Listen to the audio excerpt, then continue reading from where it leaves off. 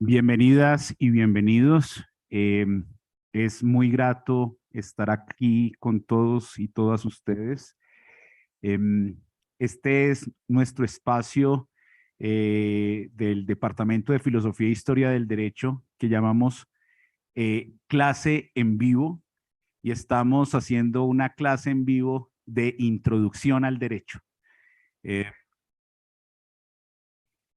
Estamos haciendo en vivo una clase de introducción al derecho, eh, y estamos muy felices de contar con un gran invitado el día de hoy, el padre Francisco de Rú, eh, quien su más reciente obra fue la coordinación, la dirección, la presidencia de la Comisión de la Verdad que produjo el informe que fue proferido este año.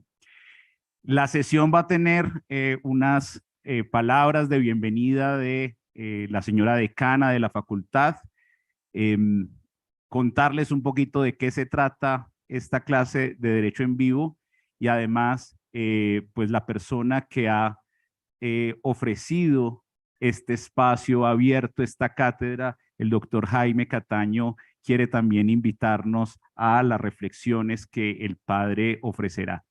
Y luego empezamos una conversación entre todas y todos, también con la profesora María José Hernández, que es profesora también de Introducción al Derecho. Señora decana, las palabras de bienvenida. Gracias. Muy buenos días para todas y todos nuestros estudiantes que nos acompañan el día de hoy de manera además masiva. Le extiendo un saludo muy especial al padre de Rú por acompañarnos el día de hoy en la Universidad Javeriana, en nuestra Facultad de Ciencias Jurídicas y nuestra clase de Introducción al Derecho. Al doctor Jaime Cataño, a la doctora María José Hernández, muchísimas gracias por haber promovido este espacio tan importante y de tanto significado para nuestra facultad y sobre todo para introducir al mundo del derecho a todas estas personas expectantes, con miradas fijadas en aquello que van a lograr elaborar el día de hoy de la mano de una persona que nos ha abierto un sendero muy importante sobre la sensibilidad social que deben tener todas las disciplinas y hoy especialmente el derecho.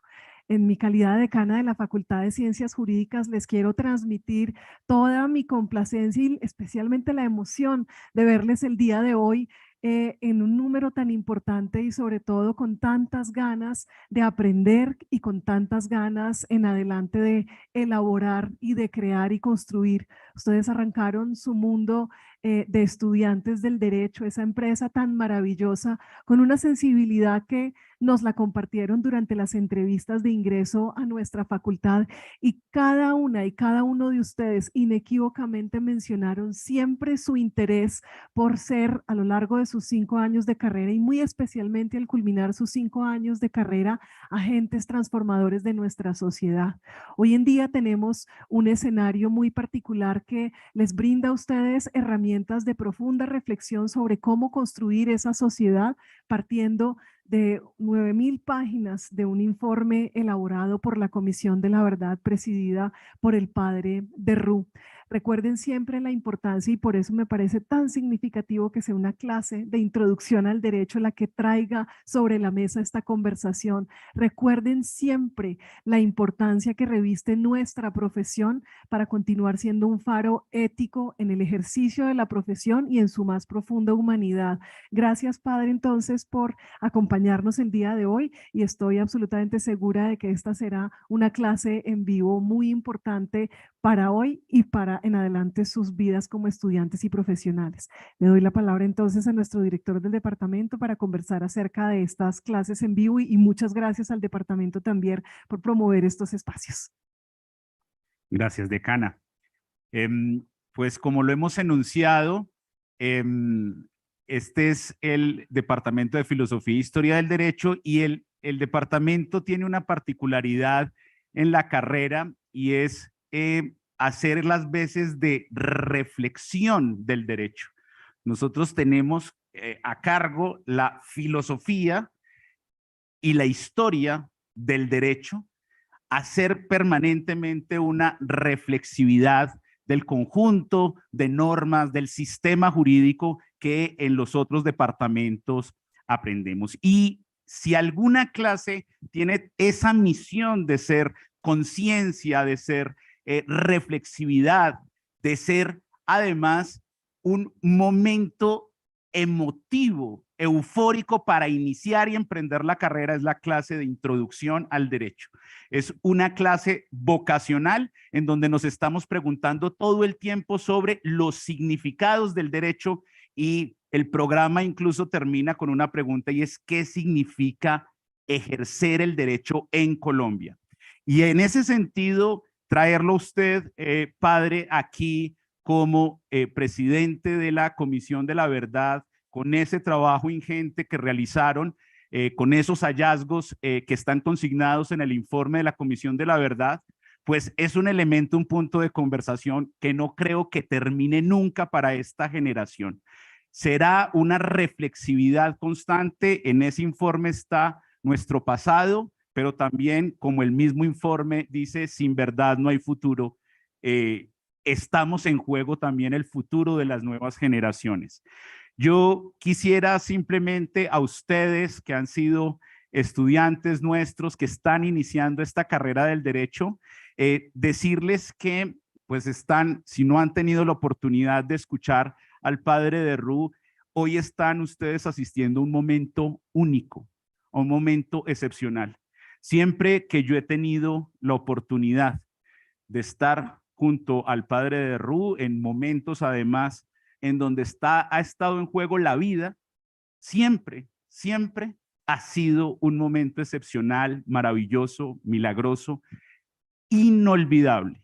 Esta experiencia de hoy va a ser inolvidable, no tengo duda de ello.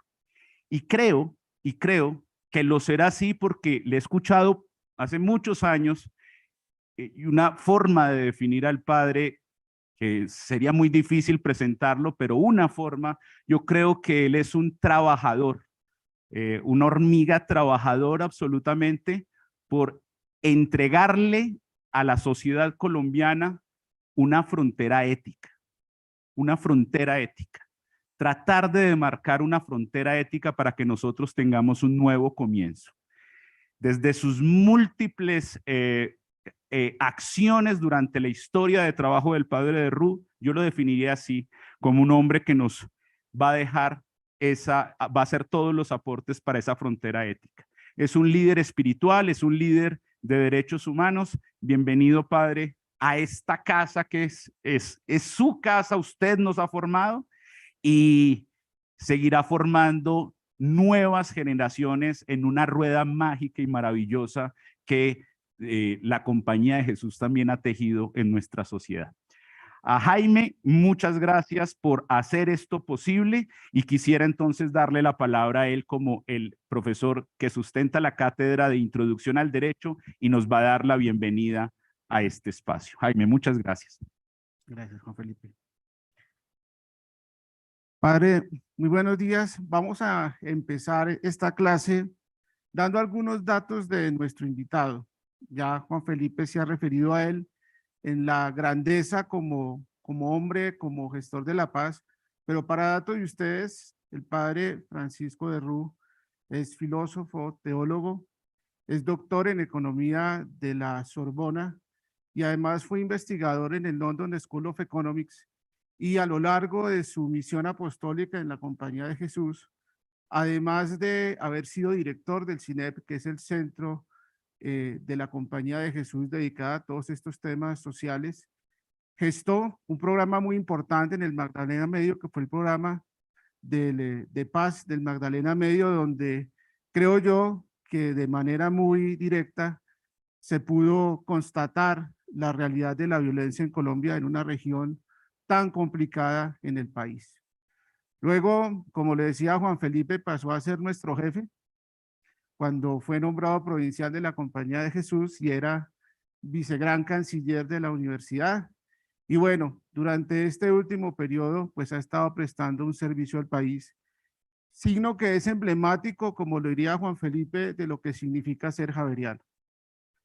Nosotros nos formamos en esta alma mater no para llenar nuestro ego de títulos y doctorados, sino es más justo y más civilizado. Creo que también tiene una gran valía, Padre, su testimonio aquí en medio de nosotros, para demostrar que lo que invertimos durante los años de nuestra vida aquí en la universidad, presentando exámenes, madrugando a clase de 7, bueno, aguantando tantas inclemencias propias de la ciudad para venir a la universidad, vale la pena si al final logramos no dejar este mundo mejor de lo que lo tenemos, sino no destruyéndolo más. Encuadra su intervención, Padre, y agradeciéndole a María José, que es mi colega, que nos hace el honor de estar con nosotros aquí. Nosotros en el programa, en este momento, estamos entrando en los dos cursos, como lo decía Juan Felipe, hacer la lectura de juristas muy importantes y de también sentencias de la Corte Constitucional que han ido perfilando en medio del marco de una Constitución nueva, unos nuevos derroteros para entender el oficio del abogado y la finalidad del derecho. Y yo quisiera entonces volver sobre el título que le hemos puesto entre todos a esta clase de introducción al derecho, y es preguntarnos ¿qué significa el informe de la Comisión de la Verdad para el Derecho en Colombia? Y tres ideas que quisiera dejar, Padre, alrededor de las cuales sería muy valioso que usted pudiera ponerle sentido de realidad a algunos conceptos. Dos juristas que nosotros estudiamos durante nuestra cátedra ponen de presente el conflicto del derecho como una doctrina, como un dogma, pero que parece no lograr cambiar la realidad. Uno de ellos es Rudolf von Jhering, en su obra La lucha por el derecho, donde nos sugiere que esa reinterpretación del derecho debemos darla no en razón de que el derecho es para hacer la justicia, es para combatir la injusticia. El sentido de lo justo y de lo injusto es uno de los aspectos que ha generado guerras mundiales y no pocas situaciones de tensión. Ahí hay un elemento que es muy importante para el ejercicio nuestro en el futuro del derecho. Lo segundo, ¿de dónde se construye el derecho? ¿Cuáles son esas fuentes que legitiman el ejercicio del derecho? ¿Es el ejercicio académico, aséptico, alejado de la realidad? ¿O es la realidad la que nos va dando los derroteros de hacia dónde debe echar la mirada del jurista para pensar un esquema normativo y resolver una situación? Y es el dilema del poder jurídico de lo fáctico y el poder fáctico de lo jurídico. Yo quisiera invitarlo, Padre, para que en primera instancia sobre esta postura y otra que está de moda en este momento, donde nuestro presidente acaba de hacer su intervención en la Asamblea de las Naciones Unidas, con otro importante tratadista del derecho que nosotros abordamos aquí, que es Hans Kelsen. Él tiene un texto que se llama La paz por medio del derecho, donde después de él haber vivido la Segunda Guerra Mundial, perseguido, hace una propuesta al mundo que además fue de alguna manera el inicio de todo este sistema internacional que legamos después de la Segunda Guerra Mundial. Él nos propone allí que además de tener una corte internacional, podamos tener un escenario donde las normas se puedan construir también con ese sentido de globalidad. Padre, estos son sus estudiantes. Muchísimas gracias por estar con nosotros. Después de que usted ya termine, pasaremos con María José a preguntas del público y a poder profundizar en lo que usted nos regale. Gracias, Padre, por su tiempo y bienvenido.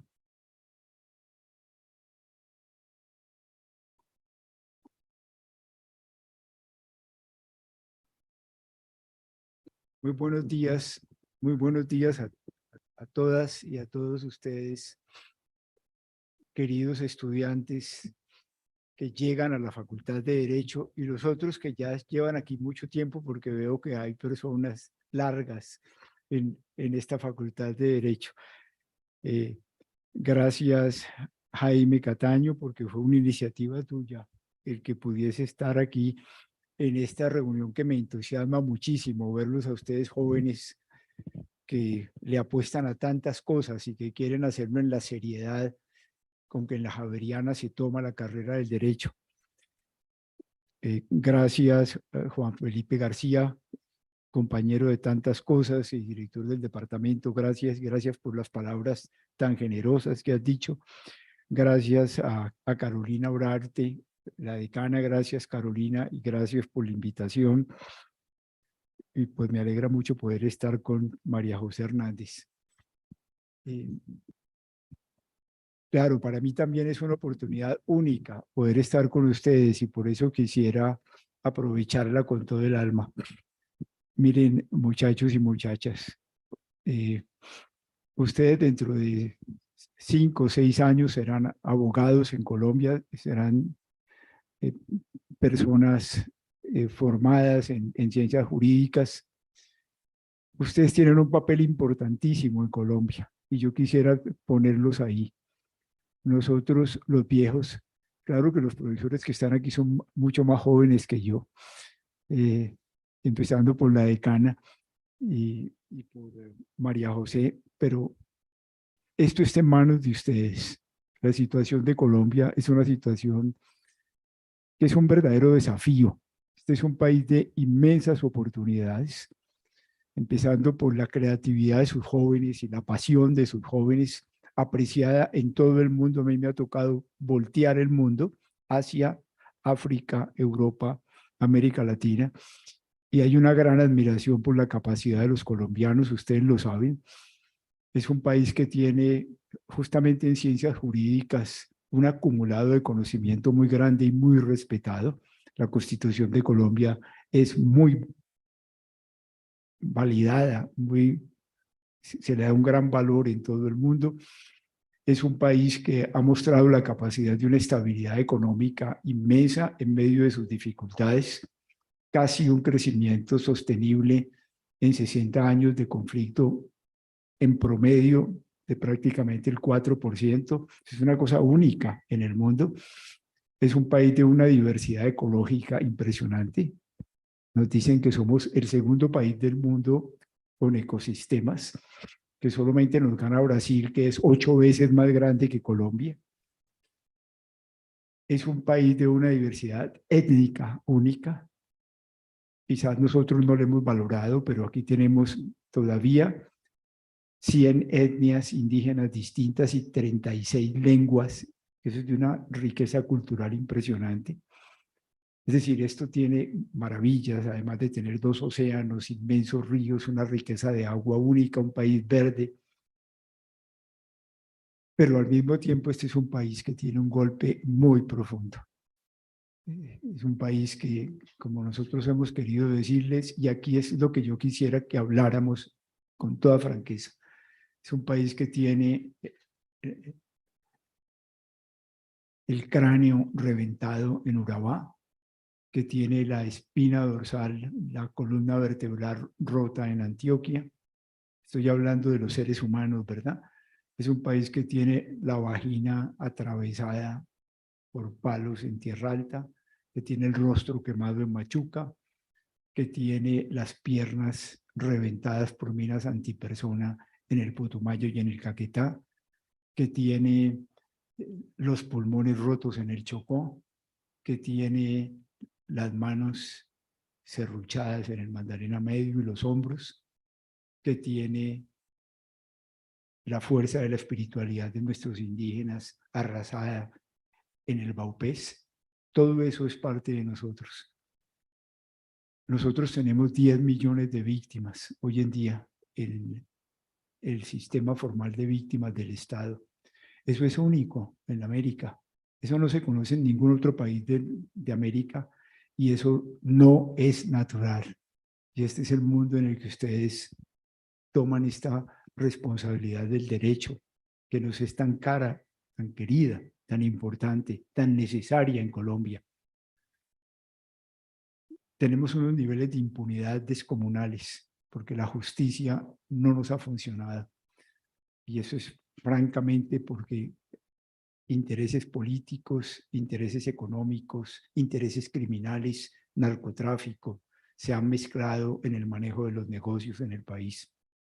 Y yo quisiera empezar por decirles, miren muchachos y muchachas, si ustedes lo que buscan, y es muy legítimo, pero lo que buscan al tomar la carrera de Derecho es ganar plata. Claro, un abogado javeriano puede ganar mucha plata, mucha, pero estamos perdiendo el tiempo. Y si ustedes lo que buscan es poder llegar a tener mucho poder político y mucho prestigio político, ese no es el camino. Nosotros necesitamos gente hombres y mujeres que se jueguen la vida por este país hoy en día. Y yo quisiera invitarles a eso. Tengan la seguridad de que si lo hacen, si ustedes piensan primero en Colombia y piensan primero en la gente de Colombia, ustedes van a tener un gran éxito en su carrera.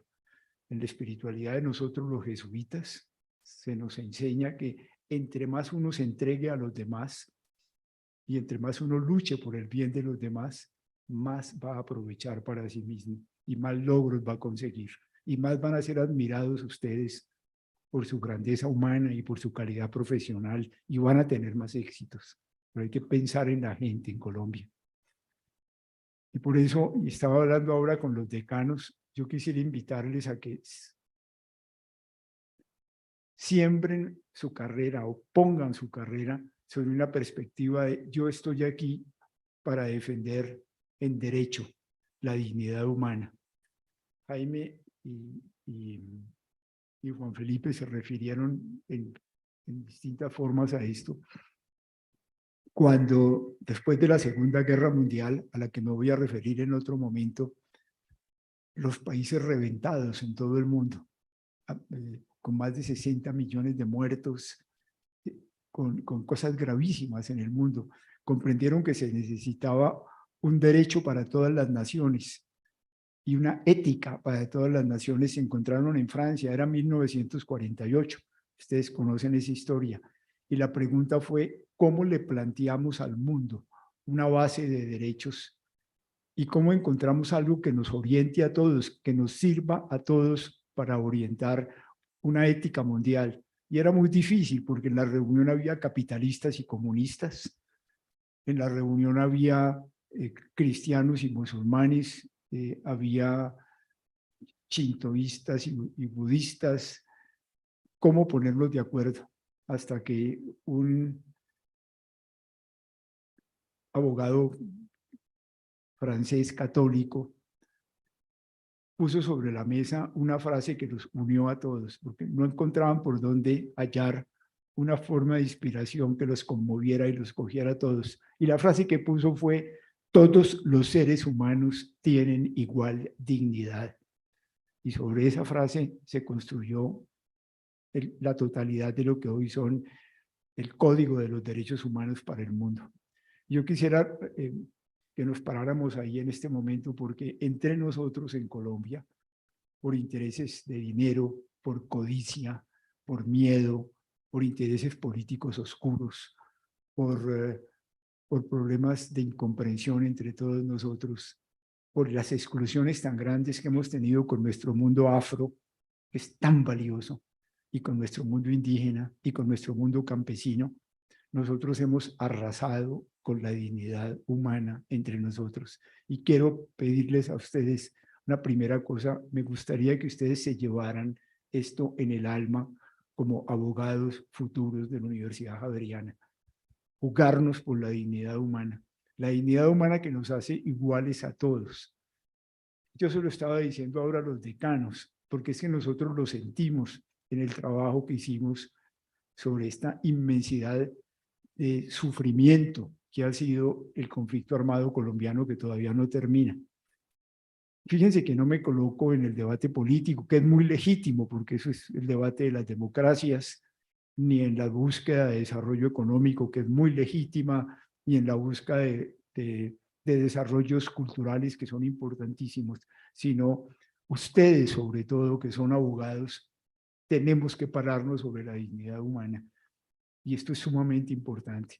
Esa conciencia que cada uno de nosotros tenemos de la grandeza del ser humano, de que un ser humano tiene un valor absoluto, que no tiene precio, usted no puede pagar. Por eso rechazamos tan terriblemente al secuestro y que o que se cobre dinero por la libertad de un ser humano. Si ustedes ponen en una balanza, si nos vamos a entender en serio a la empresa Ecopetrol de Colombia, que es la más grande de las empresas, y ponen del otro lado en la balanza a un niño del Chocó, vale más la vida del niño del Chocó, que entonces no tiene precio. Ecopetrol es un negocio bello, es un negocio importante para el país, pero es una empresa que uno la puede construir, negociar, vender. Un niño no se puede vender. Y hay que hacer valer esto con toda la fuerza. ¿Por qué la dignidad humana y por qué tan central en el derecho?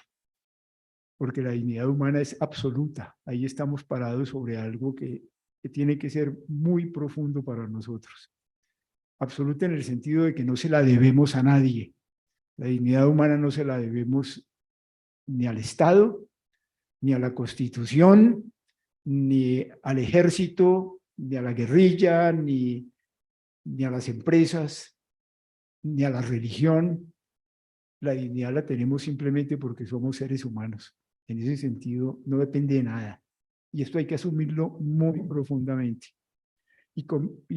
Piensen ustedes que también esto por supuesto ustedes lo saben, pero yo quiero ponérselos porque estas son las cosas que hacen de un abogado distinto con quién está uno hablando. Y la dignidad humana no puede crecer. Usted no tiene más dignidad porque un día se gradúa como abogado de la Javeriana. Eso no le aumenta la dignidad. Ni tiene más dignidad porque viene de una familia que tiene plata. Usted no tiene más dignidad por eso. Quiere decir que usted no se merece más respeto porque tiene más plata.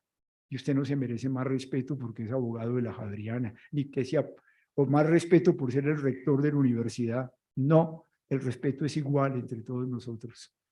Y usted no tiene más dignidad o tiene menos dignidad por el color de la piel, porque usted es negro o porque usted es indígena. No, todos tenemos la misma dignidad.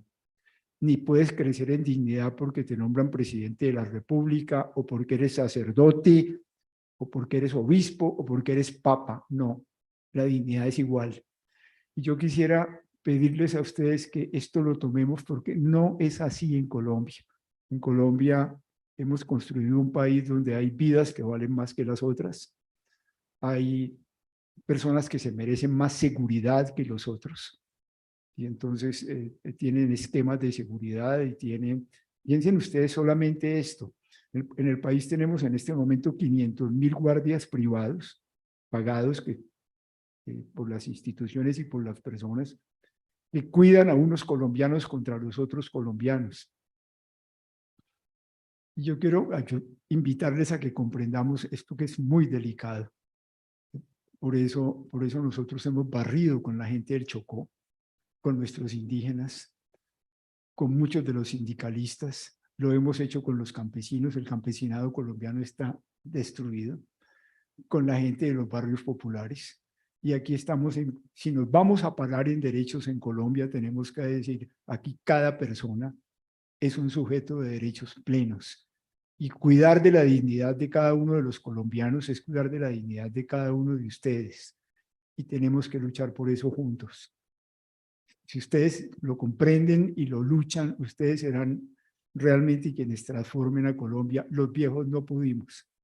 Nosotros los viejos metimos a este país en la guerra, en esta tragedia de Colombia, y por eso, en la oportunidad de poder hablar con ustedes, yo tengo que decírselos de todo corazón. La comisión, por supuesto, viene de hacer un esfuerzo muy serio de tratar de comprender qué fue lo que nos pasó en este conflicto. Esa fue la misión que nos dieron. Se nos dijo, esclarezcan las razones del conflicto en Colombia, dignifiquen a las víctimas, muestren caminos para la reconciliación en los territorios y presenten caminos de no repetición de lo que nos está pasando. Lo que les estoy hablando sobre la dignidad es uno de esos caminos que para nosotros es central. Construyamos una ética, un referente ético en la dignidad humana y defendámosla con todo el alma, porque ese es un referente que nos une a todos. ya no podemos poner un referente ético que sea el catolicismo y los 10 mandamientos, porque ya no todos los colombianos piensan así. Pero pongamos un referente que valga igual, es decir, aquí la dignidad humana de todos la vamos a proteger y vamos a tener abogados como ustedes que la van a defender y que defiendan igual la dignidad humana de un indígena del Chocó a como defienden la dignidad humana del presidente de Nutresa o del presidente de Isagen o del presidente de Sura. Y sean muy claros en eso y no se pasen por encima de ninguna dignidad humana. Esos son los abogados que necesitamos. Y ese referente ético, ¿por qué lo ponemos allí? Porque es un referente que lo podemos hacer valer para todos. Es decir, es un referente que vale igual para los católicos, para los cristianos, para los musulmanes que haya en Colombia, para los indígenas de las distintas etnias, para las comunidades afro, para las comunidades raizales, que vale igual para los que somos, pues los que en relaciones de género, pues tenemos, somos hombres o somos mujeres o somos población LGTBI, que valga igual para las lesbianas y valga igual para los gays. Todos respetemos la dignidad humana por igual. Y eso es lo que queremos, que que valga igual para los ateos y que valga igual para los agnósticos. Todos vamos a respetar la dignidad humana. Por supuesto, fundamenten a cada uno desde su lado. Los católicos la fundamentamos en que Dios ama infinitamente a cada uno de ustedes. Entonces, yo no puedo tocar a un ser humano que es amado infinitamente por Dios y que Dios ama igual al Papa que a un indígena Nasa o un indígena Misak o a un indígena Guayú de Colombia. Y tengo que respetarlo igual, pero los colombianos ateos que luchan por los derechos humanos tienen razones humanas para esa lucha, y los indígenas luchemos por la dignidad humana juntos y sean ustedes los primeros. Y en eso se sienta lo que es un abogado javeriano. ¿Y por qué se los digo? Porque es que la tragedia entre nosotros, créanme que es muy grande.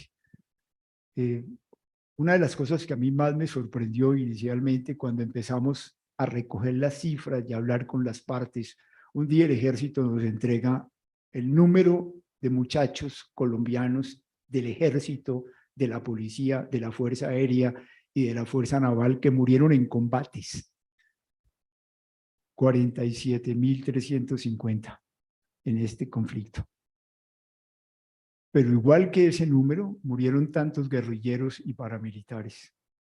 Estamos en estas cifras, estamos en que más de 110.000 muchachos colombianos murieron en combates en una guerra absurda, que no sirvió para nada. Todo lo que la guerra tocó lo dañó, y sigue en eso, y sigue dañando. Absolutamente inútil. A mí me tocó encontrarme con muchachos de la edad de ustedes, sobrevivientes en combates en la cordillera de San Lucas, en los 14 años que yo pasé allá, y que me decían, yo finalmente no sabía para qué estaba peleando. Pero una vez que uno entra en combate tiene que matar, o si no lo matan. 110.000 muchachos colombianos, jóvenes colombianos, también mujeres colombianas. Pero lo más grave de esto es que por cada joven que murió en combate, en una guerra zurda entre colombianos, aquí no es una guerra entre etnias como fueron las guerras en África, o una guerra entre religiones como pasa entre los judíos y los árabes, no. Ciudadanos colombianos matándose entre ellos, fíjense lo absurdo. Pero lo grave de esto es que por cada joven que murió en combate, murieron entre 8 y 9 civiles que no estaban en los combates. Es decir, estamos en que más de 500.000 colombianos murieron en una guerra que, si no hubiese habido esa guerra, esa gente no muere. Y al lado de eso, pues hay los papás, los hermanos, las mamás, la gente que fue desplazada, más de 7.500.000 colombianos de sus territorios. Y eso nos suma a que en Colombia hemos tenido hemos tenido más de 10 millones de víctimas en el conflicto. Eso no es natural. Eso no, piensen ustedes que van a defender derechos. Eso no pasa en ningún otro país del continente. Eso es una cosa que impresiona mucho a la comunidad internacional. ¿Cómo es posible que un país de gente tan inteligente, un país que es capaz de manejar la economía, que tiene la riqueza ecológica única en el mundo, tenga esta tragedia humana tan tremenda? Y es lo que uno en profundidad ve después en la totalidad de lo que nos ha pasado. Por eso el informe de la Comisión de la Verdad, créame, no es un informe para crear esperanza, es un informe para crear la decisión. Aquí hay una juventud que va a hacer una cosa distinta de Colombia. Es un informe para llamar a la reconciliación, pero convencidos de que esto hay que construirlo a partir de lo que nos ha pasado. Lo que ha pasado en Colombia es intolerable y nosotros necesitamos abogados que tengan el coraje de decir, esto no va a seguir en Colombia.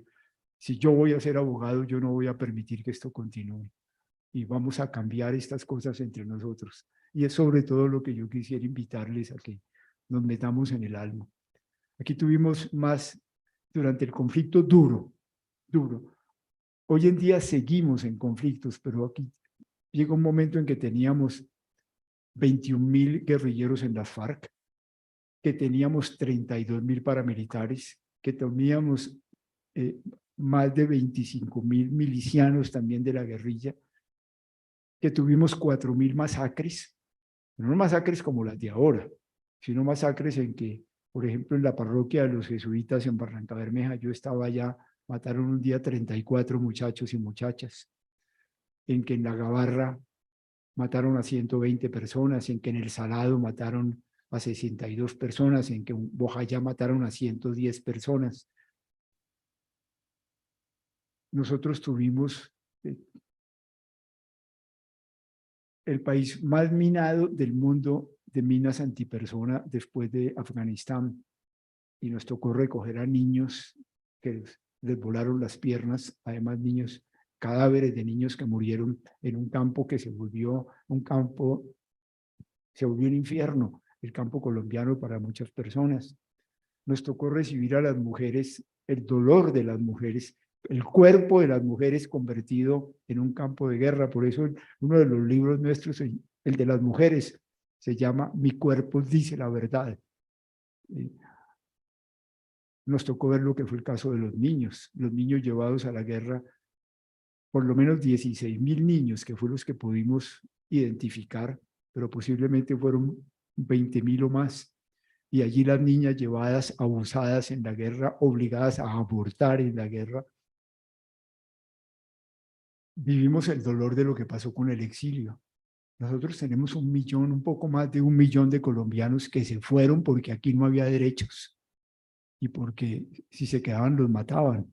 Gente que fue de la Unión Patriótica, ustedes saben que en la Unión Patriótica fue un partido que aquí acabamos, gente que fue sindicalistas, abogados que tuvieron el coraje de enfrentar las injusticias, jueces que enfrentaron las injusticias y que los mataban si se quedaban aquí, empresarios que se fueron, empresarios muy importantes que se fueron después del secuestro y dijeron yo no vuelvo y yo hago economía en otra parte porque en Colombia no hay seguridad. Líderes indígenas, líderes afro, todo esto es parte de nosotros. Y es muy importante que lo tengamos presente porque si tú no conoces lo que nos ha pasado, es importante que podamos construir el futuro. Y mi invitación es a que ustedes no le tengan miedo a mirar a Colombia. Parte del problema de lo que nos ha pasado es que o hemos negado lo que ocurre en el país y hemos pensado que esa cantidad de gente que aparece como víctimas, eso no es con nosotros, no. No, esa realidad de las víctimas destruye la dignidad de todos nosotros. Yo no puedo tener amigos, compañeros, gente que es parte de mi sociedad que ha sido destruida y yo pensar que eso no tiene nada que ver conmigo. No, es que mi grandeza humana, la mía, queda destruida por eso. Y es por eso la pregunta que a veces nos han hecho a nosotros en la comunidad internacional, pero ustedes son humanos ante esta realidad que tienen en su país. ¿Qué les pasó a los colombianos teniendo tantas potencialidades y tantas cualidades entre ustedes? Y ese es el punto donde tenemos realmente que reflexionar de fondo. ¿Cómo incorporamos este dolor? Lo hacemos parte de nosotros, lo metemos en nuestra responsabilidad por la dignidad humana para construir en derecho un país distinto. Ahora hablando con los decanos, yo le ponía el ejemplo de los alemanes, porque los alemanes nos pueden enseñar mucho. Y el mundo del derecho alemán, que entre otras, lo primero que puso en la nueva constitución de Alemania fue la dignidad humana después de la guerra. Y son muy finos en eso los alemanes. Los alemanes después de la guerra quedaron con mucha vergüenza de ellos mismos y todo el mundo los señalaba como un pueblo criminal y como un pueblo que no se merecía nada. Ustedes recuerdan porque lo que hizo el nazismo es que ellos, pretendiendo que sean la raza única del mundo, la mejor raza, metieron al mundo entero en una tragedia. Y los alemanes no se atrevían a mirarse, como nos pasa a nosotros, porque nos cuesta mirar lo que ha pasado en Colombia. Pasaron 35 años en que le echaron tierra a las cosas, hasta que jóvenes como ustedes empezaron a preguntarle a los que ya eran sus abuelos, abuelo, ¿y usted dónde estaba cuando pasó lo que pasó aquí en Alemania? ¿Por qué temían los alemanes mirarse a sí mismos? Porque le tenían mucho miedo a su reputación. Ya nos han dado durísimo y ahora que nosotros comencemos a mirarnos y a darnos látigo a nosotros además. Entonces trataban de no hablar de eso, hasta que comprendieron no. Fíjense en lo complicado que era para ellos. Resulta que ellos eran la patria de algunos de los juristas más grandes en la historia de la humanidad, la patria de algunos de los filósofos, la patria de Kant, la patria de Hegel, la patria de Goethe, la patria de Gadamer, la patria de Adorno, la patria de Freud, la patria de Hölderlin, el país que había hecho pues el romanticismo alemán, que es una de las cosas más bellas de la cultura. Y tener que aceptar que además somos la patria que quemó en hornos crematorios a 6,5 millones de judíos, que cogió a 20 muchachos, a 20 millones de muchachos como ustedes, al final era desde los 15 años, y los lanzó a matar gente en Europa. Y por ellos, por lo menos otros 20 millones de muchachos en Europa murieron en esa guerra. Y poder decir, sí, nosotros los alemanes, además de ser los mejores filósofos, los mejores psicólogos, los mejores antropólogos, los grandes economistas del mundo, nosotros somos los asesinos. Pues el haber Alemania reconocido eso, en lugar de dañar su reputación como ellos temían, acrecentó inmediatamente su reputación. La gente comenzó a pensar, caramba, ¿cómo son de honestos estos alemanes? ¿Cómo tienen el coraje de reconocerse como seres humanos que se equivocaron, que usaron mal su libertad y salen a decir, lo reconocemos? Y eso les dio tanta fuerza que gracias a eso Alemania, que estaba dividida, acuérdense del muro de Berlín, Alemania se pudo unir y Alemania se convirtió en el líder de la Unión Europea. Y si ustedes van a ver la literatura sobre la Segunda Guerra Mundial y sobre los horrores que se cometieron, y van a ver el cine de la Segunda Guerra Mundial y el teatro de la Segunda Guerra Mundial, hoy en día la mayor parte y lo mejor lo hacen los mismos alemanes para contarse su propia historia. Y ellos nos decían a nosotros, ojalá los colombianos tengan la misma grandeza, que cuando uno reconoce lo que es, sin miedo, y le pone la cara a las cosas como han sido, uno puede decir, un momento, aquí hay unas cosas que son intolerables, nunca más volverán a pasar entre nosotros. Y para eso estamos los abogados javerianos. Y yo quiero invitarles a que ustedes le den esa dimensión a su tarea. Tenemos muchas cosas que resolver. Tenemos problemas gravísimos del derecho a la tierra en Colombia, no resuelto, y por eso gran parte del conflicto armado colombiano es por la tierra. Tenemos problemas gravísimos hoy en día en que el derecho de las etnias es importantísimo para proteger las formas de producción y las formas de vivir la cultura que la gente quiere, y necesitamos abogados en eso. Tenemos, por supuesto, abogados, necesitamos abogados que nos ayuden a hacer el desarrollo de los territorios y a juntar los intereses de los distintos lados en Colombia. Y si ustedes no nos ayudan en esto, ¿quién lo hace? Porque tenemos que construir un país donde hay diferencias de intereses, diferencias políticas, diferencias filosóficas, diferencias de género, diferencias de cultura, diferencias étnicas, pero que todos somos colombianos. Ese es el horizonte.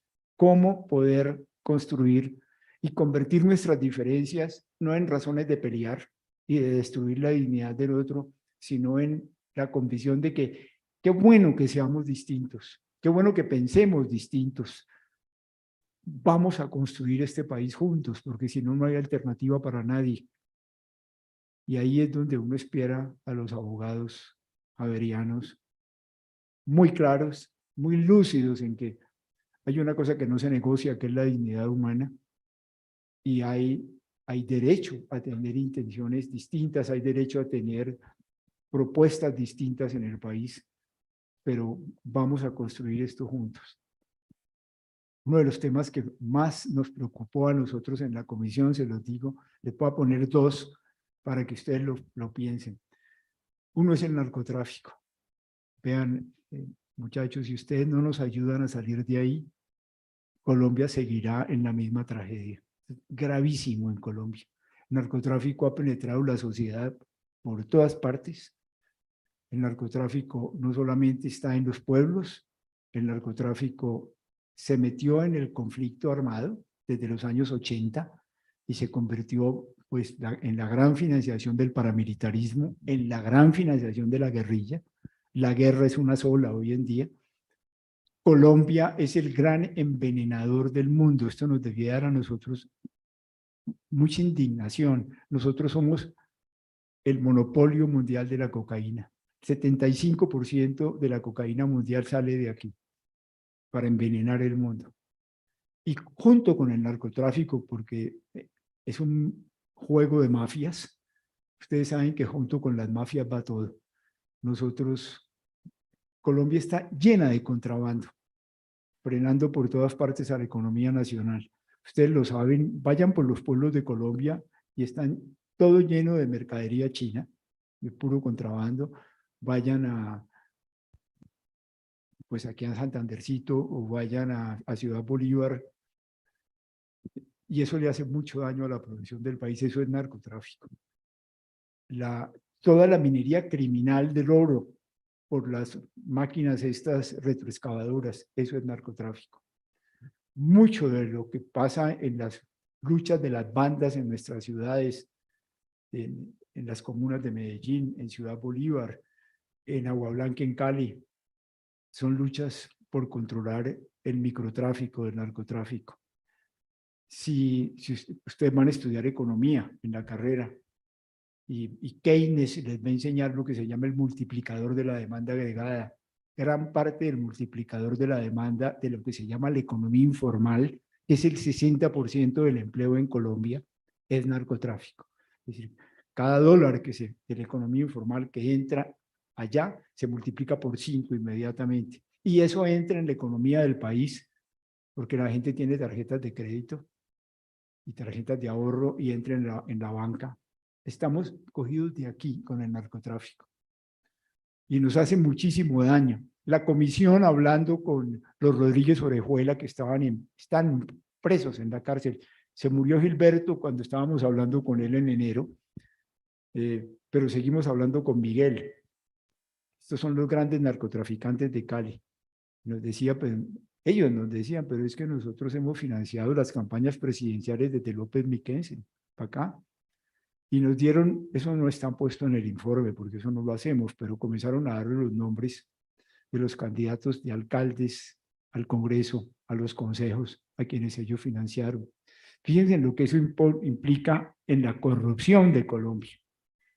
Si usted le da a un alcalde en una campaña un cheque de $1 millón y el tipo gana, se lo tiene completamente cogido. El tipo tiene que hacerle lo que usted quiera. Y si no, como el narcotraficante es ilegal, a él no le importa ponerlo a usted contra la pared. Ese es un gran problema, muchachos. Colombia tiene que salirse de eso. Por supuesto, nosotros pensamos que la salida no es una guerra. La guerra contra el narcotráfico no nos ha solucionado nada. Pero les dejo el problema porque si esto no se enfrenta, Colombia seguirá la tragedia. Y el otro punto en que nosotros queremos ver cambios de fondo es en el sistema de seguridad. Colombia se montó sobre un sistema de seguridad donde la seguridad la dan las armas. Y ahí tenemos problemas muy delicados. Pensamos que en derecho tenemos que cambiar el sistema de seguridad. Justamente, si hay justicia, hay seguridad. La gente busca actores armados y busca soluciones de sicarios y todas esas cosas porque no hay justicia. Bueno, eso era lo que yo quería compartirles. Gracias de nuevo, gracias por la atención con la que han oído. Y sí, toda la esperanza puesta en ustedes, jóvenes abogados javerianos.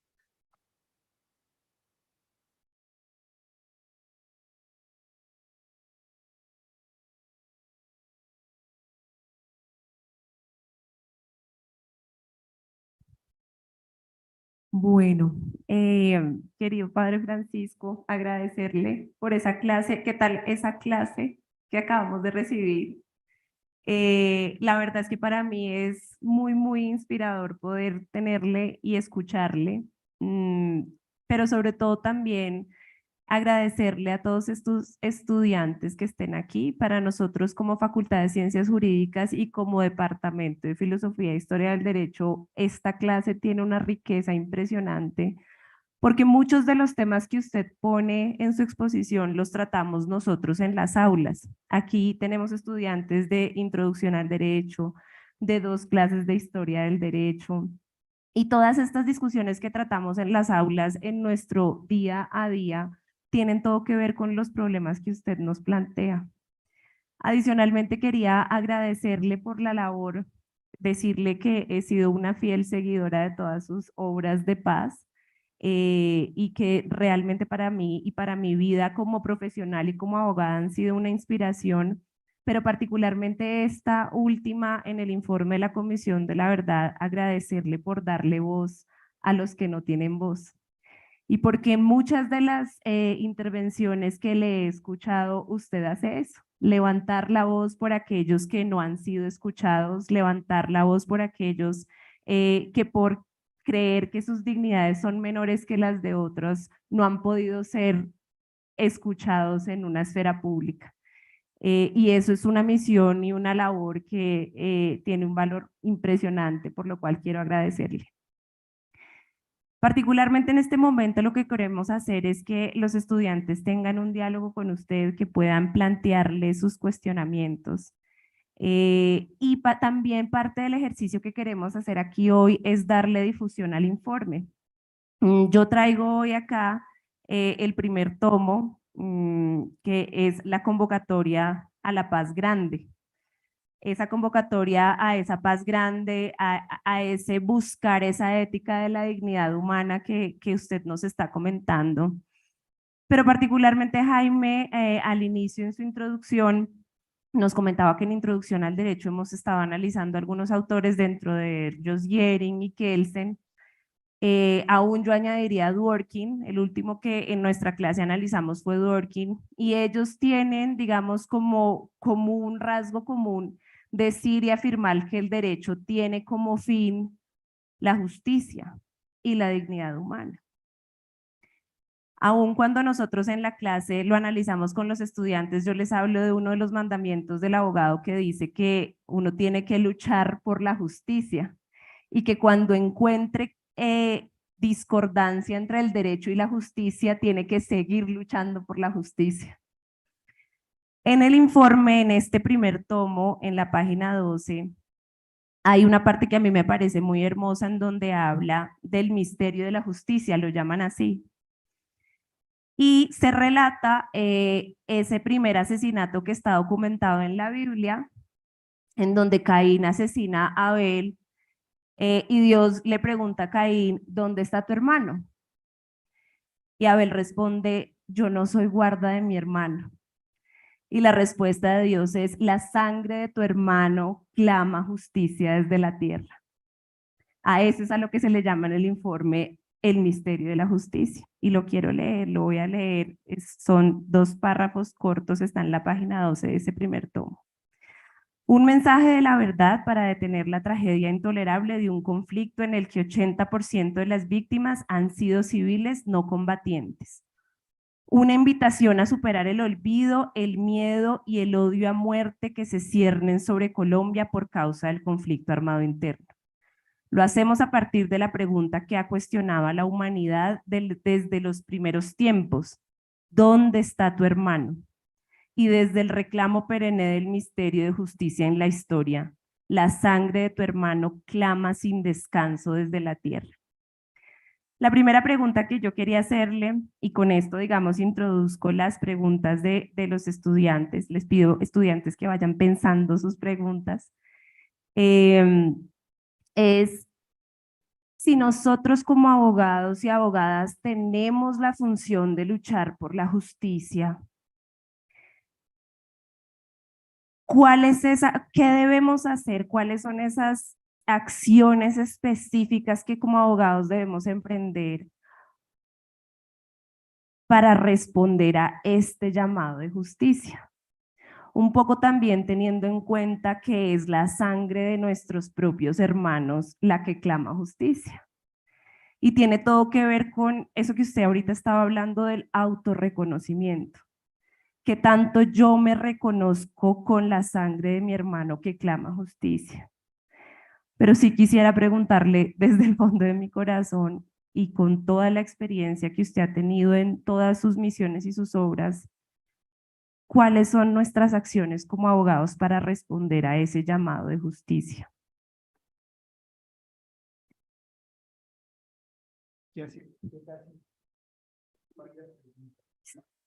Vamos entonces a recoger algunas preguntas. Pueden levantar su mano.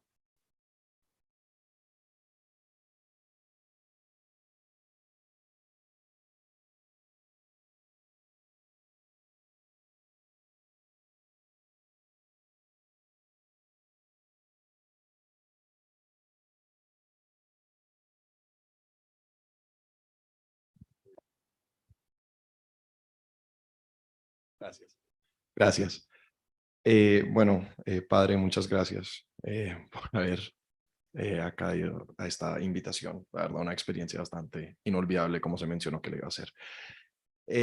Mi pregunta viene realmente fundamentada sobre su amplio conocimiento sobre la historia del conflicto colombiano, que más allá de del que habla el informe de la Comisión de la Verdad, es realmente uno que nunca hemos dejado de tener por diversas causas. Entonces, la pregunta que quería hacer era, concretamente, padre, ¿por qué nosotros en Colombia consistentemente tenemos conflictos internos, sanguíneos y aparentemente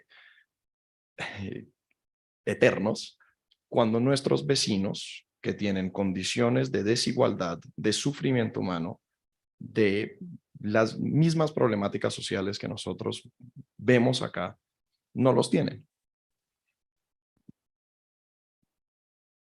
¿Más otra pregunta? Buenas tardes, padre. Padre, en su entrevista con Cambio, acá, le preguntaron, ¿cierto?, que si había tenido usted una conversación con los narcotraficantes Rodríguez Orejuela, ¿cierto? A lo que usted respondió que sí, y dijo que ellos le contaron a usted que varios políticos reconocidos fueron pagados por ellos, ¿cierto? Pero quisiera saber si lo que dieron fueron nombres en específico, y si es así, ¿usted los puede contar o no? O sea, Y si nos puede dar, por favor, la primicia Sí. aquí. Así es. Está bien periodística esa pregunta. ¿Quién más? Otra pregunta. Mira, Val, aquí, Dani. Y ya le subimos el micrófono allá. Aló. Uy. Creo que, por favor, guarden silencio para que podamos recoger las preguntas. Bueno, mi pregunta no es tan periodística. Primero, agradecerle, padre, porque esté acá con nosotros. Sus palabras de verdad para mí significan un montón. Yo creo mucho en el sistema en general, sistema de reparación, y creo que la comisión tiene una función centralísima ahí. En ese orden de ideas quería preguntarle, yo le escuché a la magistrada Lemaitre, que hace parte de la jurisdicción. Ella tiene una premisa que a mí me parece muy interesante, que es que el derecho es una aspiración política, no una descripción de hechos reales. Pero la comisión ciertamente sí es una descripción de los hechos reales que pasaron aquí durante 30 años. Esas dos cosas. Y la tercera es que nosotros en Colombia no hemos aprendido a tramitar que el conflicto hace parte de la vida, sino que siempre lo queremos llevar a un terreno pugilístico, ¿no? Entonces, digamos, teniendo en cuenta esas tres cosas, mi pregunta es, ¿cómo hace el derecho para integrar esa descripción de hechos reales, entre ellas que el conflicto hace parte de la vida, a la aspiración política que el derecho representa? ¿Sí? ¿Cómo la comisión puede ayudar a integrar esa descripción en la aspiración política que es el derecho? Ya.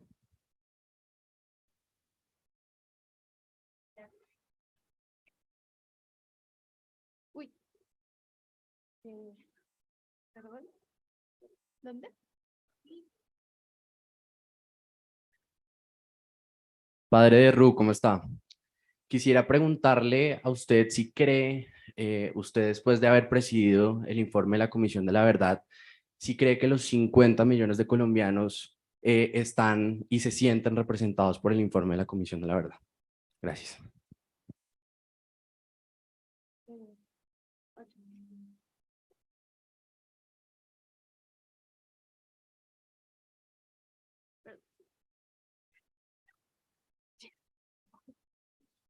Hola, padre.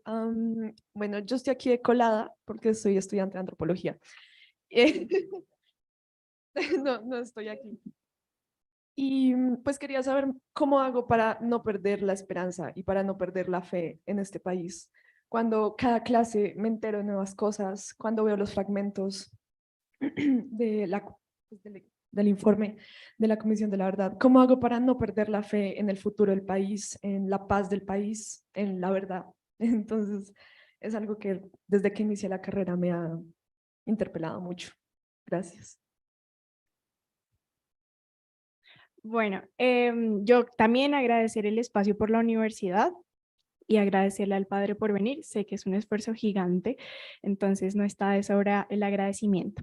Mi pregunta va orientada a la propiedad privada.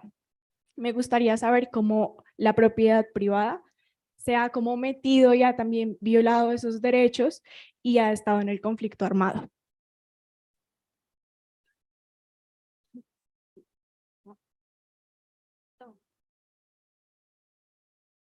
Bueno, unirme a el agradecimiento por estar acá al padre Rux y decirle que pues mi pregunta va centrada en que como que hay una doble cara entre lo que nosotros creemos que somos como nación, lo que usted hablaba de esa templanza, de seguir parados económicamente, de seguir creciendo y ese dolor que también nos hace nación. Entonces mi pregunta va, ¿cómo unir esas dos caras de la nación en una sola? Creo que una de las respuestas, obviamente, y lo que se ha centrado el diálogo es la dignidad humana, pero como abogados, ¿cómo unir esas dos caras y cómo unirnos a esa otra parte de la nación que ha estado llena de dolor y dejar un poco a un lado como ese tema ideológico y ese centrar el informe de la comisión en un tema de de las personas que firmaron el acuerdo y ver a la nación y a la reconciliación dentro de las personas que usted mencionaba y esas poblaciones vulnerables que no han sido representadas, cómo unir ese dolor de nación con lo que nosotros hemos creído por muchos años que nos representa como nación. Listo, vamos entonces a responder estas y después si hay otra opción adicional podemos abrir nuevamente. Quisiera empezar por esta pregunta sobre si los 50 millones de colombianos están de acuerdo con lo que dice la Comisión de la Verdad. Porque la respuesta me es más fácil. No, los 50 millones de colombianos no están de acuerdo con lo que dice la Comisión. En primer lugar, es normal. La Comisión surge del Acuerdo de La Habana, como surge la JEP del Acuerdo de La Habana y como surge la Unidad para Encontrar a las Personas Dadas por Desaparecidas. Forman lo que se llama el Sistema de Verdad, Justicia, Reparación y No Repetición. Y hay una parte significativa de los colombianos que se midió en el plebiscito y que rechazó el Acuerdo de La Habana. Cuando, por ejemplo, nosotros fuimos a conversar con el presidente Uribe, porque hablamos con todos los presidentes, de entrada, el presidente Uribe me dijo, ustedes son ilegítimos. Y por eso yo hablo con usted, pero para mí todo lo que salió de La Habana es ilegítimo. Y eso, pues Uribe es un líder muy importante en el país. También porque hay otra cosa entre los colombianos a propósito de la última intervención que se ha vuelto muy común, y es que nosotros, como dice Jean-Paul Lederac, que es un profesor emérito de la Universidad de Notre Dame en Estados Unidos, Jean-Paul dice, es que cuando hay una situación de polarización, como la que tenemos entre nosotros, la verdad primero se ve antes que oírla. Es decir, uno ve si este es liberal o si es uribista o si es petrista o si es sindicalista, y a partir de, si veo que no es de los míos, yo no le oigo nada de lo que usted me está diciendo, pues porque no le creo de entrada, ¿sí? Y eso lo tenemos mucho en este momento en el país. Eso entonces plantea un problema muy interesante para ustedes los abogados, y es el problema de la verdad. Y es cuando en situaciones de polarización la verdad está muy cargada de posiciones políticas, de intereses que han quedado soslayados en la guerra. Y también una cosa que es más difícil, está cargada de dolor, está cargada de rabia, está cargada de indignación. A mí me ha pasado, por ejemplo, con la comisión ha sido muy atacada, por ejemplo, por María Fernanda Cabal y por el grupo que está en torno a María Fernanda. Pero cuando yo oigo a María Fernanda, yo siempre lo que me quedo preguntando es, ella seguramente me está hablando de dolores muy profundos, de rabias muy profundas. ¿Me comprenden? Y uno tiene que tratar de entender eso, situarse en los zapatos del otro, no en lo que me está diciendo, sino desde dónde me lo está diciendo para yo poder entender una conversación en alguna forma. Y esto es parte de las preguntas que hacía Carolina. En una circunstancia como la nuestra, la primera que muere es la verdad. Entonces uno no puede ser ingenuo. Por eso, por ejemplo, para nosotros el testimonio de las víctimas, el solo testimonio de las víctimas no es suficiente para decir que estamos frente a la verdad. Ustedes como abogados tienen que comprenderlo muy bien. Ni tampoco la memoria es la verdad, pero ese testimonio es el punto de partida para que uno se haga las preguntas de ¿por qué esto? Y el relato que te da a ti una persona, ustedes creen que si a mí me hace un relato mancuso, yo no se los puedo. A mí me parece muy interesante el relato, pero yo no puedo decir es que eso es verdad porque lo dijo Mancuso. O me comprenden lo que, una de las cosas, uno de los principios que tiene la comisión es justamente que nosotros rechazamos el argumento de autoridad. Es decir, las cosas no son verdad porque las dijo el comandante de las FARC, o porque las dijo el comandante general de las Fuerzas Armadas de Colombia, o porque las dijo Santos, o porque las dijo Uribe. Siempre al empezar la conversación con los presidentes y con la gente que llegaba, le decíamos, queremos que usted sepa que lo que usted va a decir nosotros lo recibimos, pero lo vamos a someter a contraste, vamos a tratar de entender realmente qué fue lo que pasó. Me explico, y yo sí quisiera invitarles a ustedes, como una de las cosas más importantes en esto es que las cosas no son verdad porque las dijo el presidente de Ecopetrol o las dijo el presidente de Bancolombia. No, no, eso se oye y vamos a someterlo a la crítica. Otra cosa que me parece muy importante es que sí, el país está haciendo un esfuerzo por construir desde la verdad. Es lo que ha hecho la magistrada Lemaitre y que se hace, por ejemplo, en la JEP, es a partir de la verdad.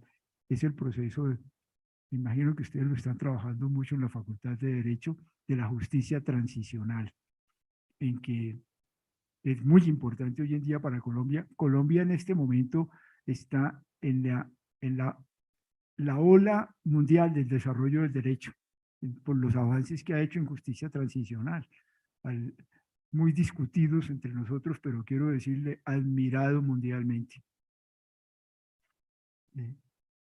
También quiero decirles que si bien todos los colombianos no están de acuerdo, y eso es bueno, porque es que la verdad es un debate, ¿me comprenden? Es bueno que haya contraste y que haya discusión, y nosotros cuando le pedimos a ustedes, léanse, gracias porque tú lo estás leyendo de verdad, María José, pero cuando les pedimos a ustedes que lean ese documento, léanselo críticamente, estudienlo, analícenlo, contrástenlo con lo que le dicen sus profesores, vean si critíquenlo, porque lo importante no es defender lo que dice la Comisión de la Verdad, lo importante es que busquemos la verdad juntos. Ese es un aporte, pero que no perdamos de vista lo importante. Independientemente de cualquier cosa, aquí hay una realidad intolerable, hay una destrucción del ser humano en dimensiones inauditas, y eso no puede seguir. Y hay una especie, en alguna forma, hay una especie de imputación a todos nosotros como sociedad. ¿Cómo fue posible que nosotros permitiéramos que pasara esto? Así como ustedes en derecho penal hacen la imputación personal, aquí es una imputación que se nos viene a todos de forma muy honda. La pregunta sobre la historia del conflicto y por qué ocurre esto entre nosotros que no tienen otros países me parece interesantísimo. Una de las cosas que uno encuentra es que nosotros desde hace mucho tiempo, y no hemos logrado sacarnos esto, metimos las armas en la política. Y eso es fatal. ¿Me explico? Es decir, los conflictos políticos, que son conflictos entre ciudadanos, que se solucionan en el diálogo, que requieren una negociación finalmente, y no se resuelven por las armas. Una vez que usted mete las armas, empieza una guerra que usted sí sabe cómo empezó, pero no sabe nunca cuándo termine. Y esto sí es muy grave en Colombia. Desde muy atrás se metieron las armas en la política, ustedes lo saben, desde las guerras del siglo, no del siglo pasado, sino del siglo antepasado. Y desde muy atrás nosotros introdujimos la combinación de todas las formas de lucha desde todos los lados. Es decir, desde la inspiración del Partido Comunista, por supuesto que sí, se metió la combinación de todas las formas de lucha y se terminó haciendo que había partido y había FARC. Claro que el partido jugó un papel importantísimo en la conformación de que esos guerrilleros campesinos se convirtieran en un grupo armado en la lucha por el poder.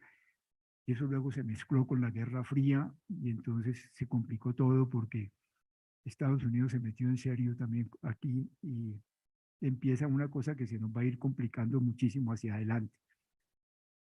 Pero también desde el Estado colombiano se metió la combinación de todas las formas de lucha. Eso es el paramilitarismo, eso son las convivir, Eso es que simultáneamente con que había debate político, habían paramilitares y había gente armada, y eso es una cosa que nos ha complicado muchísimo. La pregunta de la intervención, en cambio, claro que nos dieron nombres, pero te voy a dar dos nombres para no quedar, para que no te, porque son públicos. Por supuesto que la campaña de Samper se recibió un montón de plata del narcotráfico, eso todo el país lo sabe. Y por supuesto que en la campaña de Pastrana, pues es que eso los mismos Rodríguez Orejuela le mandaron una carta a Pastrana después de que Pastrana, y la carta se le entregaron a la Comisión de la Verdad, eso es público. También en la campaña de Pastrana hubo, pero también nos dijeron, todos los presidentes recibieron plata de nosotros desde López Miquelsen. De manera que la cosa no te digo más nombres, pero claro que la forma como eso funcionaba no es que el presidente llegara a pedirles plata, sino a través de testaferros, de personas metidas en las campañas, y entre otras explica una cosa que la comisión descubre y que es importante, ¿saben? El que tengamos en cuenta, ustedes que son abogados, en estas cosas de la violencia, la formación de responsabilidades es muy compleja. Por ejemplo, la formación del paramilitarismo. No es que de pronto a los hermanos Castaños se les ocurrió de pronto salir a matar gente. No, el paramilitarismo colombiano es un entramado de cosas muy complicadas. Ahí hay intereses políticos, hay intereses burócratas en los territorios, hay mezcla de militares y de policías, hay intereses criminales, hay empresariado, hay narcotráfico, y para uno poder entender una cosa de estas, tiene que ver el conjunto.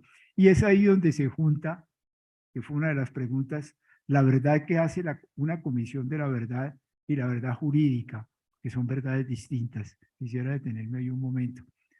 La contribución de nosotros a lo que ustedes hacen, la nuestra no es una verdad jurídica. Nosotros no tenemos que seguir el debido proceso. Nosotros tenemos que seguir un esfuerzo que es mucho más epistemológico, es decir, a partir de los testimonios. Y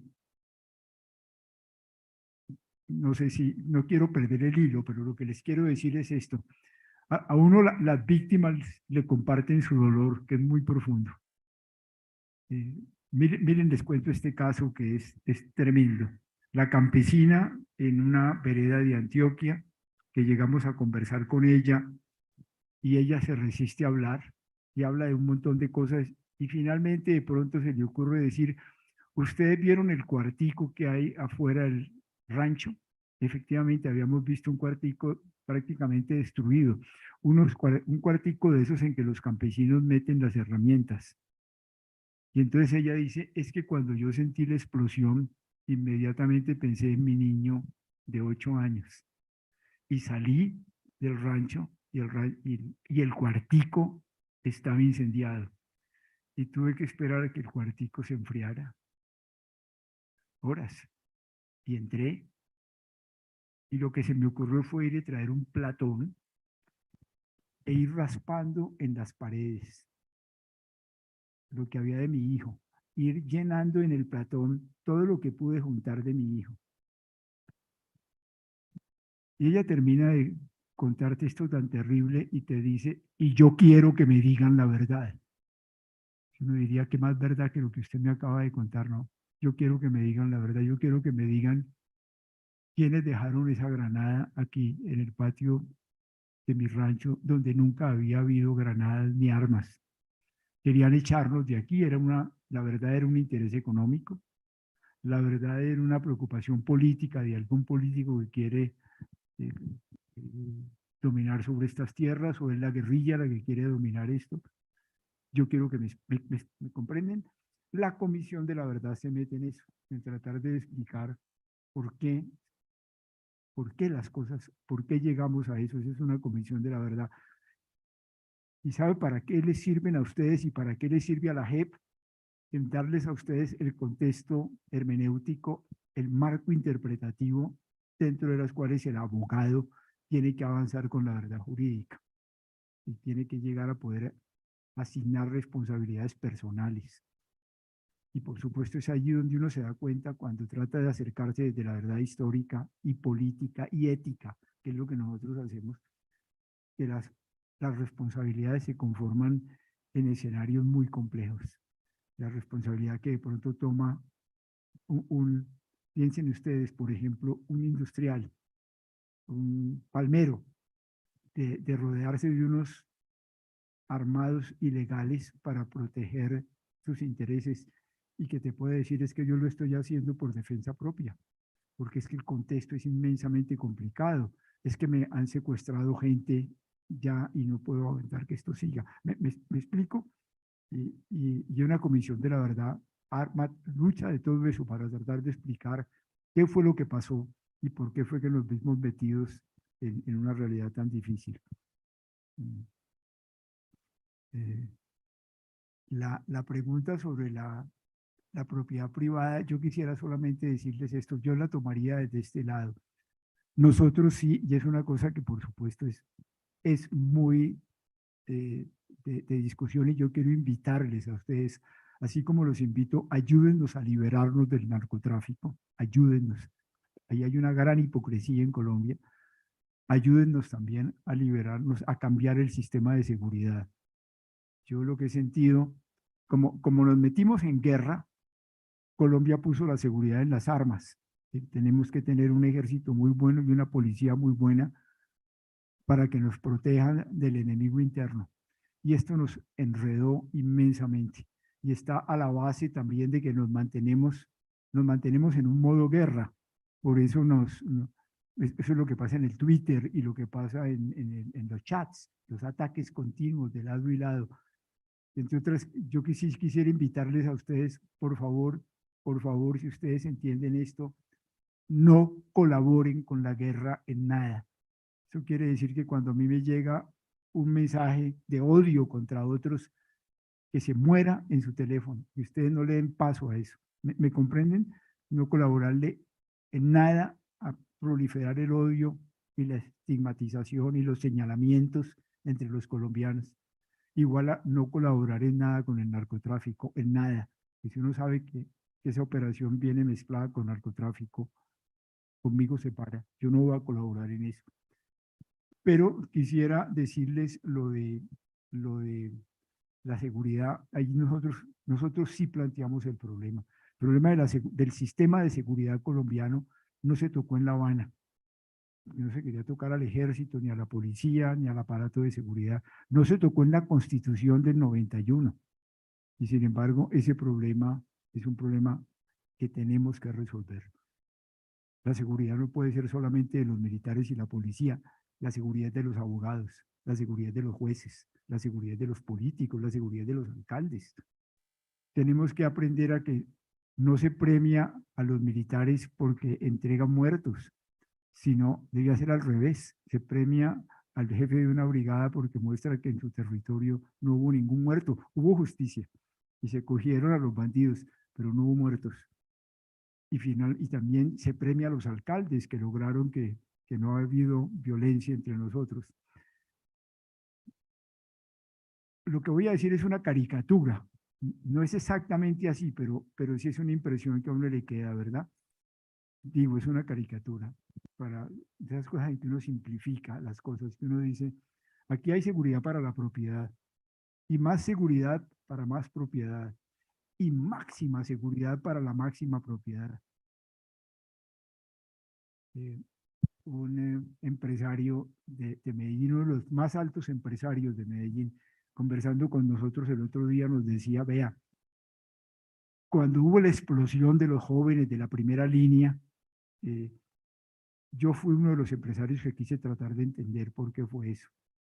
Porque pues manejo una empresa muy grande y muy poderosa y yo no había entendido eso. Y me fui a las comunas populares de Medellín a hablar con los muchachos. Y allí me di cuenta de una cosa que yo no sabía. Nosotros en el poblado nos sentimos felices cuando vemos a los militares. y cuando vemos a la policía, y somos muy amigos de ellos, pero cuando yo fui a las comunas populares y le pregunté a los muchachos me dijeron, nos da pánico ver a un policía y nos da pánico ver a un militar. Fíjese el problema de la seguridad, ¿verdad? Pero eso es muy delicado. Eso quiere decir que la presencia del Estado en la seguridad es diversificada. Hay seguridad para las empresas, hay seguridad para la burocracia, hay seguridad para el poder político, pero no hay seguridad para la gente. Problema muy delicado, que es lo que realmente importa en un país.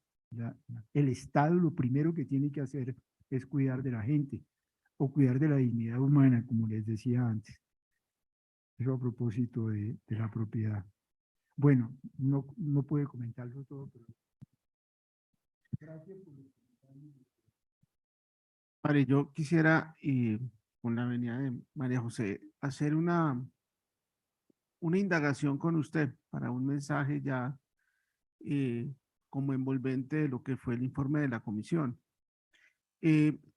Ahora en el primer semestre se celebró la Conferencia Mundial de la Educación Superior, patrocinada por la UNESCO, la tercera, en Barcelona. Y en noviembre del año pasado, la secretaria general de la UNESCO difundió un estudio que hizo una comisión de altísimo nivel alrededor de qué pasa con la educación en este mundo emproblemado con tanto conflicto. Y uno de los temas, de hecho, el documento se titula así, un nuevo contrato social para la educación. Y uno de los llamados que hace este grupo de expertos, precisamente mirando los grandes desafíos que tenemos en el mundo, el cambio climático, la convulsión política, la violencia, es que la educación tiene que volcarse a la formación en valores que tienen que ver con la cooperación, la co-creación, la solidaridad y la compasión. Me gustaría un poco, frente a esto, de su experiencia viendo la realidad de Colombia, ¿dónde ve usted esa otra forma de ejercicio de ser abogado que es ser maestro? Te agradezco mucho. Pues en primer lugar, por supuesto, en una situación como la que vivimos en el mundo hoy en día, en el mundo, no solamente en Colombia de manera particular, porque la comunidad internacional está muy preocupada por lo de Colombia, justamente porque ve tantas potencialidades en este país, pero tantas y tantas, y sin embargo una tragedia que el país no ha encontrado cómo incorporarla. Y todo el mundo ve que esto se juega en la educación, y que se juega en la educación a fondo, y que la educación tiene que ver con la ética. Por eso yo dije primero un referente ético, la dignidad, pero inmediatamente usted tiene que trabajar los valores que acabas de decir, Jaime, y la relación que esos valores tienen con la dignidad humana. Es por la dignidad humana que uno no puede dejar de sentir compasión por el sufrimiento de 10 millones de víctimas en Colombia. No se puede desentender de eso. Y es por la dignidad humana que tú tienes que incorporar los otros valores que acabas de plantear. Y tiene una cosa interesante, la formación en valores. Así como la dignidad es un referente común, los valores sí se viven de formas distintas según las culturas, que tenemos muchos, y se hacen órdenes de valores. Para unos va a ser más importante, por ejemplo, para los indígenas, la colectividad es mucho más importante para ellos, y el trabajar las cosas unidos, a como lo es para posiblemente los habitantes de las ciudades, ¿verdad? Pero ambos tienen que poner esos valores en función de que nos podamos respetar. Yo quisiera eso de los valores, referirme también a un par de cosas delante de ustedes que son gente joven. Y si me salgo del tema, creo que no. Una de las cosas que me enseñó a mí a estar en esta Comisión de la Verdad, en que nosotros fuimos nombrados, nosotros estamos ahí, fuimos nombrados por eso se llamó el Comité de Escogencia, es el que nos escogió a nosotros. Y eso sale dentro de los acuerdos de La Habana. el que se haga un sistema de verdad, justicia, reparación y no repetición. Pero entonces necesitaban ver, ¿y quién va a escoger a los magistrados de la JEP? ¿Y quién va a escoger a los comisionados de la verdad? Entonces buscaron a unas personas que no tuvieran nada que ver con Santos y no tuvieran nada que ver con las FARC. Le pidieron al Papa, entre otras, pero el Papa dijo que no se metía en eso. Entonces encontraron a 3 personas, 2 magistrados de las Cortes Europeas y un magistrado de las Cortes Latinoamericanas. Un magistrado de las Cortes Colombianas elegido por todos los magistrados y una científica elegida por los rectores de las universidades públicas. Esos fueron las 5 personas que formaron el comité de escogencia y fueron ellos los que escogieron a los magistrados de la JEP y a los comisionados.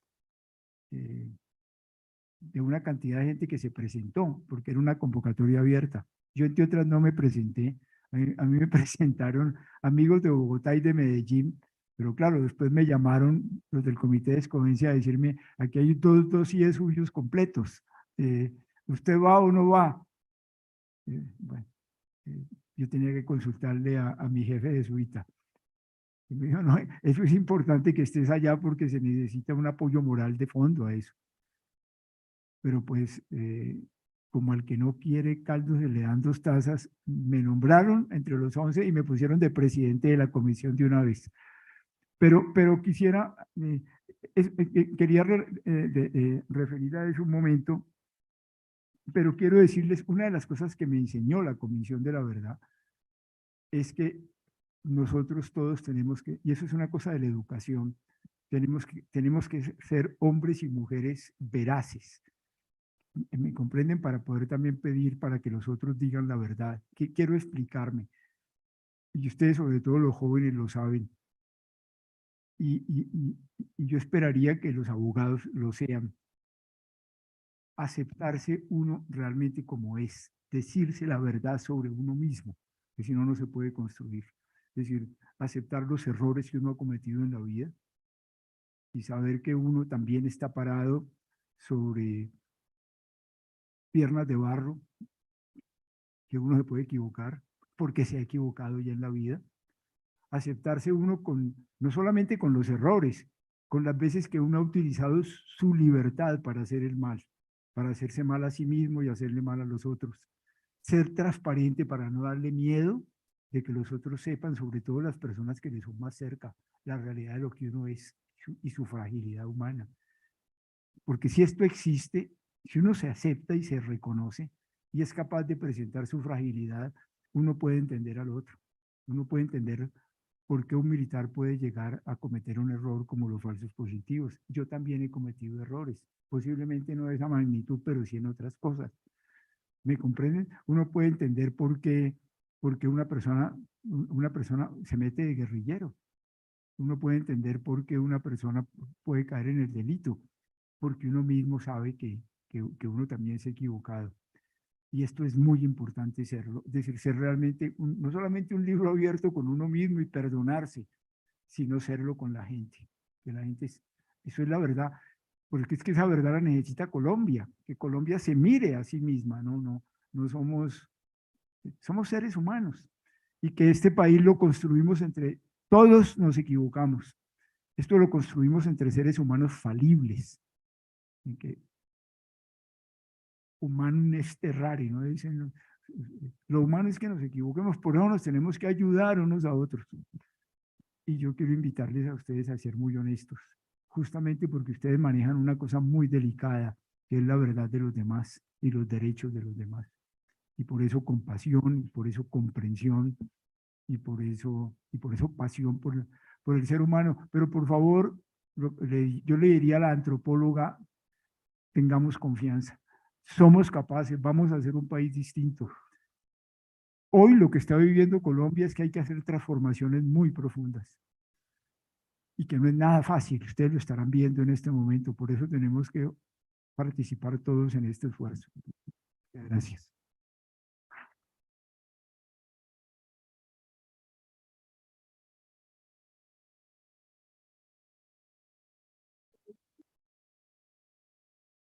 Bueno, pues yo quiero como decir unas últimas cosas para ya cerrar, que creo que no hay mucho más que decir con todas estas verdades tan inspiradoras que hemos escuchado hoy. Pero quisiera como hacer mucho énfasis en una cosa que dijo ahorita el padre sobre el tema del enemigo interno y de nuestro papel en la transformación de lo que hemos vivido como sociedad y como país. Hay una cosa que decían en el sistema de verdad, justicia, reparación y no repetición, y es: cuenten con nosotros siempre para la paz, nunca para la guerra. Y ojalá que como abogados y abogadas esa sea nuestra consigna. Cuenten con nosotros siempre para la paz, nunca para la guerra. Y esa es la invitación que nosotros desde nuestro departamento y desde la facultad les hacemos, sea cual sea sus sueños, sus expectativas como abogados, lo que quieran llegar a ser, que el referente ético siempre sea la paz, la justicia y la dignidad, y que sobre eso cimentemos la acción como abogados.